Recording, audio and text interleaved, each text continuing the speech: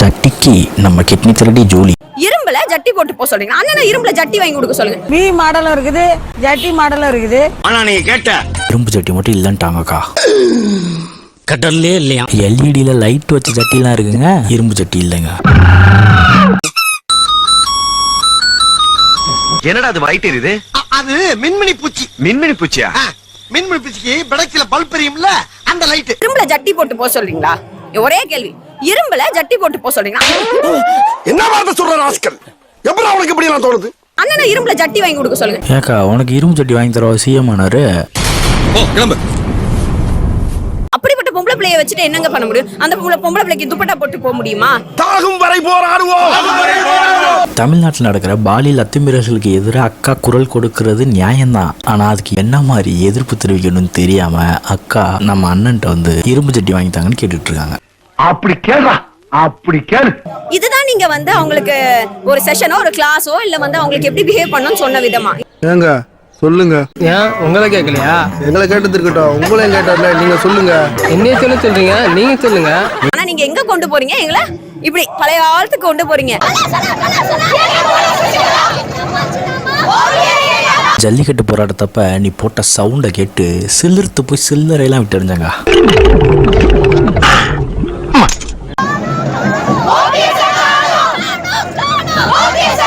அந்த பர்ஃபார்மன்ஸ் எல்லாம் பார்த்து நீ பெரிய இரும்பு பெண்மணியா வருவேன்னு நினைச்சேன். ஆனா இப்படி இரும்பு ஜட்டி கேட்டு வந்து நிக்கிறியக்கா.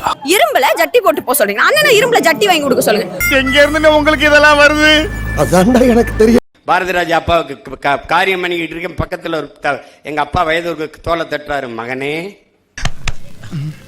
என்னடா கக்குசுக்கு போக முடியாம நானு பாரு 50 பேரோடவாவது நீ உள்ள போயிருவாயின்னு ரொம்ப ஆசைப்பட்டுக்கிட்டு இருந்தேன். நடக்கல. விட்டுறாதரா. எடுத்து விட்டேன்னு வச்சுக்க, மொட்டை மொட்டை பொழந்துரும். இந்த இடைத்தேர்தல நின்னாவது உள்ள போயிரு, நீ போயிரு எப்படியாவது அப்படின்ற. இன்னமும் என்ன நம்பிக்கிட்டு இருக்காங்களா இந்த மக்கள்? பணக்காசு நான் வசூல் பண்ணி கொடுத்துலாம். நான் தான் திரள் நிதி வசூல் பண்ணுவானே.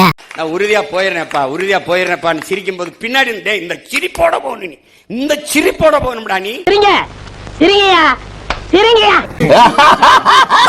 நீ சிரிச்சது எனக்கே லைட்டா பயமா தான் இருக்கு. மனசெல்லாம் பந்தலிட்டு.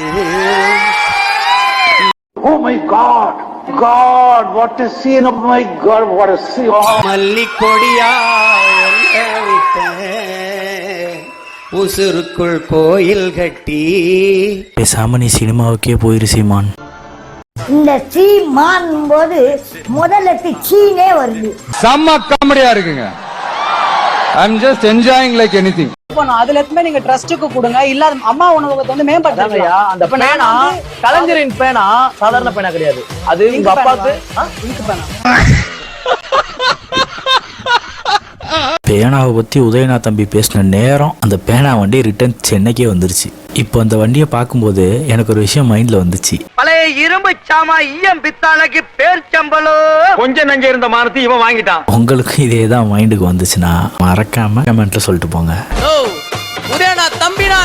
உதயநாத் தம்பி இருக்காரு, பெரிய புத்திசாலி பூங்கொத்துங்க. நீங்க ஒரு வில்லேஜ் விஞ்ஞானி பாஸ். நிறைய சம்பவங்கள் பண்ணியிருக்காரு. அதுல ஒரு 1-2 சாம்பிள் பாக்குறீங்களா? சுகுமாரன் அவர்கள் அதிமுக சேர்ந்தவர், இப்ப இறந்துட்டாரு. அவர்கிட்ட கேட்டு பாருங்க, ஒரு மாசம் ஒரு செயல்பாடு பத்தி. இறந்து போனவர்கிட்ட போய் கேட்டுட்டு சொல்றாங்க. இப்ப இறந்துட்டாரு. அவர்கிட்ட கேட்டு பாருங்க. மூளை கோளாறு உள்ளவன் லூசு பையலா. இப்ப இறந்துட்டாரு. அவர்கிட்ட கேட்டு பாருங்க. செத்து போன்ற கேட்கணும். எப்படா கேக்குறது டேய்.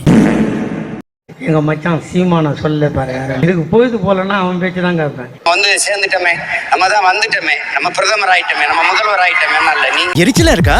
ஈனோ எடுங்க. ஈனோ வைத்தறிச்சல், காண்டு, பொறாமை போன்றவற்றை உடனடியாக குறைக்கும். இந்த நிலம் எனக்கு சிக்கிட்டு நீ செத்த. உங்ககிட்ட எல்லாம் நாடு சிக்கினா என்ன ஆகும்? மண்ணு சிக்கினா என்ன ஆகும்?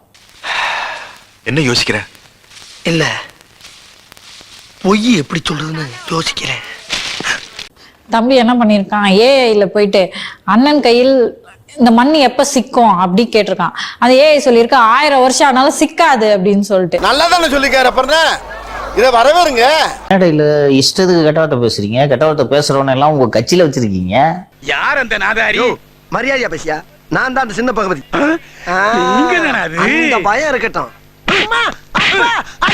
கண்டிச்சிடலாம்ல சார், அவரே அதை ரசிக்கிறாரு. அவரே இப்படி பேசக்கூடிய. அதனால தான் அவருக்கு அது தப்பாவே தெரியல. இதெல்லாம் எங்களுக்குள்ள ஒரு என்டர்டைன்மெண்ட்டுங்க. என்டர்டைன்மெண்டா? நண்பர்களே, இந்த வீடியோ உங்களுக்கு பிடிச்சிருந்தா லைக் பண்ணுங்கள், ஷேர் பண்ணுங்கள், கமெண்ட் பண்ணுங்கள், சப்ஸ்கிரைப் பண்ணுங்கள் அண்ட் ஆல்சோ மறக்காமல் ஹைப்பும் பண்ணுங்கள்.